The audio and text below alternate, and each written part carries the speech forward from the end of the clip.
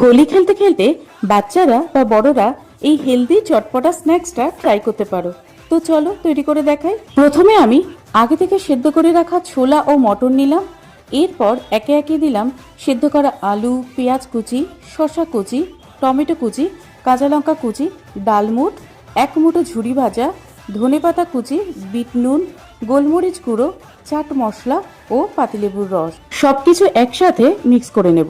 অন্যদিকে ওভেনে একটা তাওয়া বসিয়ে তাওয়া গরম হলে তাতে মশলা পাঁপড় দিয়ে একটা ছোট টাওয়াল দিয়ে চেপে চেপে সেঁকে নেব, যেন কাঁচা না থাকে। চারদিকটা ভালোভাবে সেঁকা হয়ে গেলে গরম অবস্থাতেই পানির খিলির মতো কোণ তৈরি করে নেব।